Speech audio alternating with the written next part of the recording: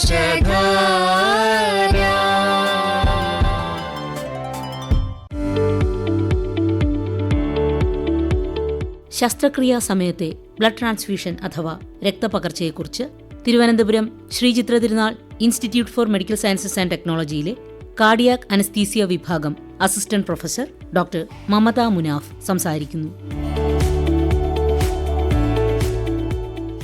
പരിക്കേൽക്കുകയോ രോഗികളാകുകയോ ചെയ്യുന്ന അവസ്ഥയിലാണ് നമ്മളിൽ പലരും രക്തദാനത്തെപ്പറ്റിയോ രക്തപകർച്ചയെപ്പറ്റിയോ അറിയുകയോ ചിന്തിക്കുകയോ ചെയ്യുന്നത്.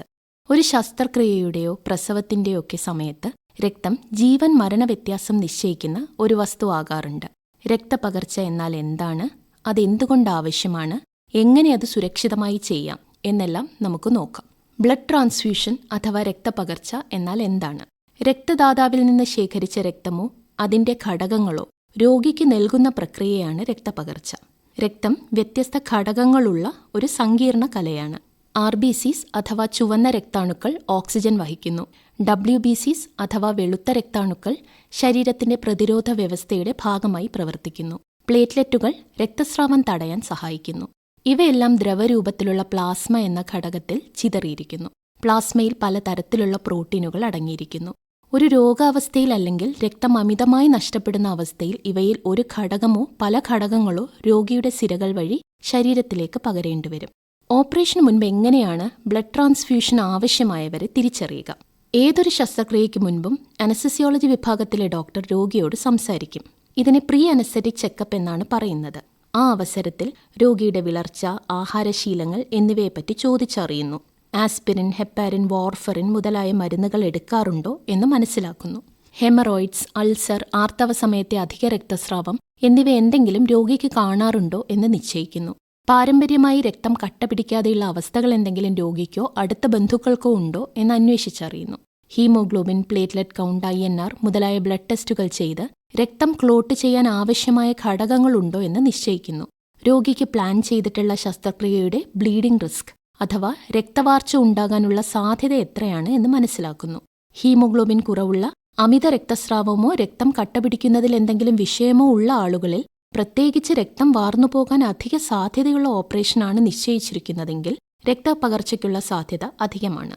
വിളർച്ച പരിഹരിച്ചു തുടങ്ങുന്നതിനായി ഇലവർഗ്ഗങ്ങൾ, മാംസം, പരിപ്പ് വർഗ്ഗങ്ങൾ എന്നിവ അധികമടങ്ങിയ ആഹാരരീതികൾ, അയൺ, വിറ്റമിൻ C മുതലായ ഘടകങ്ങളുടെ സപ്ലിമെന്റേഷൻ എന്നിവയെല്ലാം തുടങ്ങുന്നു. കാലതാമസമില്ലാതെ ചെയ്യേണ്ട ശസ്ത്രക്രിയകളിൽ ഹീമോഗ്ലോബിൻ 8 താഴെയാണ് എങ്കിൽ ഓപ്പറേഷനു മുൻപ് തന്നെ അയൺ ഇഞ്ചക്ഷനുകളോ തീരെ സമയമില്ലാത്ത അവസ്ഥകളിൽ രക്തം തന്നെയോ കൊടുക്കേണ്ടി വരാം. രക്തവാർച്ചയ്ക്ക് അധികം സാധ്യതയുള്ള അവസ്ഥകളിലാണ് ഇത് വേണ്ടിവരാറുള്ളത്. എന്തുകൊണ്ടാണ് ശസ്ത്രക്രിയയുടെ ഇടയ്ക്ക് രക്തപകർച്ച വേണ്ടിവരുന്നത്? ഏറ്റവും സാധാരണയായുള്ള കാരണം രക്തവാർച്ച അഥവാ ബ്ലഡ് ലോസ് ആണ്. മുറിവേൽക്കുമ്പോൾ രക്തം പൊടിയുമല്ലോ. അത് അധിക നേരം വലിയ ഒരു പ്രതലത്തിൽ നിന്നാകുമ്പോൾ കുറച്ചധികം രക്തം നഷ്ടമാകുന്നു. രണ്ടാമത്തെ കാരണം രക്തധമനികൾക്കുണ്ടാകുന്ന അപകടം മൂലമുണ്ടാകുന്ന രക്തവാർച്ചയാണ്. അപകടം മൂലമോ ഓപ്പറേഷൻ ചെയ്യുന്ന അവയവത്തിനോട് പറ്റിപ്പിടിച്ചു വലിയ ധമനികൾ ഉണ്ടാകുമ്പോഴോ ഒക്കെ ഇത് സംഭവിക്കാം. ഓരോ രോഗിയുടെയും ആന്തരിക ശരീരഘടനയിൽ വ്യത്യാസം വരാം. ക്യാൻസർ ശസ്ത്രക്രിയ, ഹൃദയ ശസ്ത്രക്രിയ, വാസ്കുലർ സർജറി അഥവാ രക്തധമനികളിലെ ശസ്ത്രക്രിയ, ഹിപ്പ് റീപ്ലേസ്മെന്റ് മുതലായ അസ്ഥിരോഗ ശസ്ത്രക്രിയകൾ എന്നിവയിലെല്ലാം ഇത് സാധാരണമായി കാണാറുണ്ട്. ഇതിൽ ചില അവസരങ്ങളിൽ മനുഷ്യ ശരീരത്തിലുള്ള മുഴുവൻ രക്തവും വാർന്നു പോകാൻ വെറും മിനിറ്റുകൾ മതി. മൂന്നാമത്തെ കാരണം പ്രസവ ശസ്ത്രക്രിയയ്ക്കു ശേഷം ഗർഭപാത്രം ചുരുങ്ങാത്തതാണ്. എത്ര മരുന്നുകൾ കൊടുത്താലും ഗർഭപാത്രം ചുരുങ്ങാതെ നിലയ്ക്കാത്ത രക്തസ്രാവം ചില രോഗികളിൽ കാണാറുണ്ട്. ധാരാളം രക്തം നിമിഷ നേരത്തിൽ ഇങ്ങനെയുള്ള അവസരങ്ങളിൽ പകരേണ്ടി വരാറുണ്ട്. ബ്ലഡ് ട്രാൻസ്ഫ്യൂഷൻ ആവശ്യമായി വരുന്ന നാലാമത്തെ സാഹചര്യം രക്തം കട്ടപിടിക്കാതെയുള്ള അവസ്ഥയാണ്. ചില മരുന്നുകൾ കഴിക്കുന്നത് കാരണമോ അധിക രക്തസ്രാവം തന്നെ മൂലമോ മറ്റ് അസുഖങ്ങൾ കാരണമോ ഇങ്ങനെ വരാം. പ്ലേറ്റ്ലെറ്റിന്റെ കുറവ്, രക്തത്തിലെ ക്ലോട്ടിംഗ് ഫാക്ടേഴ്സിന്റെ അഭാവം, രക്തം കട്ടപിടിക്കുന്നത് തടയുന്ന ചില ഘടകങ്ങളുടെ പ്രസൻസ് ഇവയെല്ലാം ഈ അവസ്ഥയ്ക്ക് കാരണമാകാം. രക്തം എവിടെ നിന്നാണ് രോഗിക്ക് ലഭിക്കുന്നത്? രക്തദാനം വഴി കിട്ടുന്ന രക്തം അതുപോലെ അങ്ങ് കൊടുക്കുകയാണോ പതിവ്? ഒരിക്കലുമില്ല. വോളണ്ടറി ബ്ലഡ് ഡൊണേഷൻ അഥവാ ഒരു വ്യക്തി പൂർണ്ണമായി സ്വമനസാലെ ദാനം ചെയ്യുന്ന രക്തമാണ് ഐഡിയലി ബ്ലഡ് ബാങ്കിൽ സ്വീകരിക്കേണ്ടത്. ട്രാൻസ്ഫ്യൂഷൻ മെഡിസിൻ എന്ന വിഭാഗത്തിലെ ഡോക്ടർമാരാണ് ആർക്കൊക്കെ രക്തദാനം ചെയ്യാം എന്ന് തിട്ടപ്പെടുത്തുന്നത്. ആരോഗ്യമുള്ള മറ്റ് കാര്യമായ അസുഖങ്ങൾ ഒന്നുമില്ലാത്തവരിൽ നിന്നാണ് രക്തം സ്വീകരിക്കുന്നത്. ആ രക്തം ധാരാളം പരിശോധനകൾക്ക് വിധേയമാക്കുന്നു. രക്തം വഴി പകരാൻ സാധ്യതയുള്ള ഒരസുഖങ്ങളും ഇല്ല എന്നുറപ്പാക്കുന്നു. ട്രാൻസ്ഫ്യൂഷൻ മെഡിസിൻ ഡിപ്പാർട്ട്മെന്റിൽ ഈ രക്തം മഷീൻ ഉപയോഗിച്ച് ഘടകങ്ങളായി വേർതിരിക്കുന്നു. പാക്ഡ് RBC അഥവാ ചുവന്ന രക്താണുക്കൾ, പ്ലേറ്റ്ലെറ്റ്, പ്ലാസ്മ, ക്രയോപ്രസിപ്പിറ്റേറ്റ് എന്നിവയെല്ലാമായി ഈ രക്തം വേർതിരിക്കപ്പെടുന്നു. രക്തവാർച്ചയുള്ള രോഗിക്ക് ഏത് ഘടകമാണ് ആവശ്യം എന്ന് അനസ്തസിയോളജിസ്റ്റ് ആദ്യം നിശ്ചയിക്കുന്നു. സർജറി സമയത്തുള്ള രക്തവാർച്ചയുടെ അളവ് നിശ്ചയിക്കുവാൻ പല രീതികളുണ്ട്. അവ അനുസരിച്ച് രോഗിയുടെ തുടക്കത്തിലെ ഹീമോഗ്ലോബിന്റെ അളവും പരിഗണിച്ച് ഒരു നിശ്ചിത അളവിൽ കൂടുതൽ രക്തം വാർന്നു പോയാൽ രക്തം നൽകാൻ ആരംഭിക്കുന്നു. ഈ അളവ് ഓരോ രോഗിക്കും വ്യത്യസ്തമാണ്. ഏത് ഘടകമാണ് കൊടുക്കേണ്ടത് എന്നറിയാൻ ടെക്, റോട്ടം മുതലായ ആധുനിക ഉപകരണങ്ങൾ പല തിയേറ്ററുകളിലും ലഭ്യമാണ്. സമയം അനുവദിക്കുന്നുവെങ്കിൽ 20 മിനിറ്റിന്റെ ഉള്ളിൽ കൃത്യമായി ഏത് ഘടകം കൊടുക്കണം എന്നൊരു ധാരണ നൽകാൻ ഈ ടെസ്റ്റുകൾക്കാകാറുണ്ട്. കൊടുക്കുന്ന ഘടകങ്ങളുടെ എണ്ണം കുറയ്ക്കുന്നതിനും അതുവഴി പാർശ്വഫലങ്ങൾ കുറയ്ക്കുന്നതിനും ഇതുവഴി സാധിക്കുന്നു.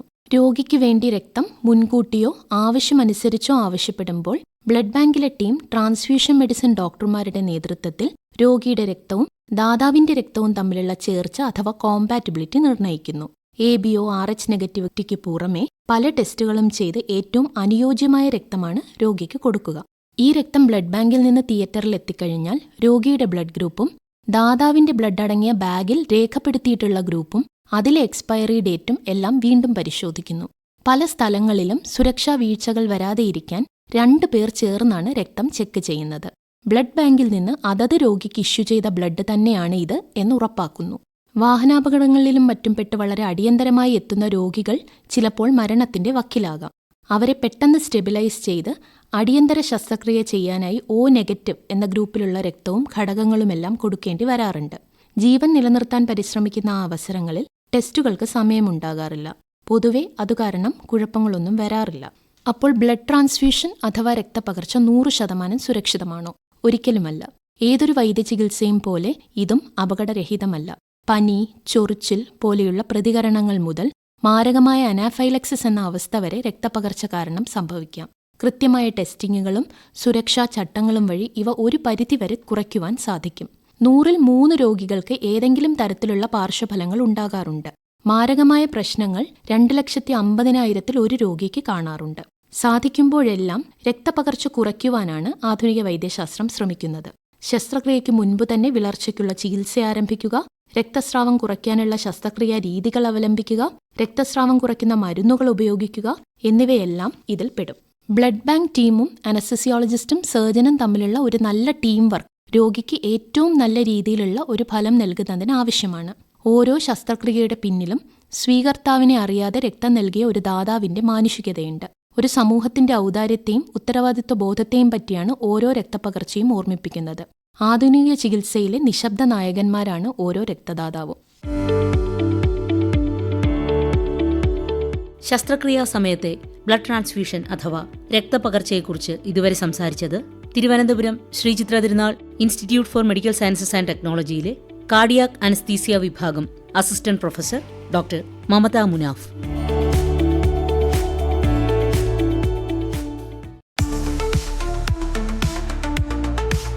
തലച്ചോറിന്റെ ധർമ്മങ്ങളും പ്രവർത്തനങ്ങളും ഡോക്ടർ രമ്യ പ്രകാശ് സംസാരിക്കുന്നു. നാളെ ഉച്ചയ്ക്ക് 12:40 പ്രകാശധാരയിൽ.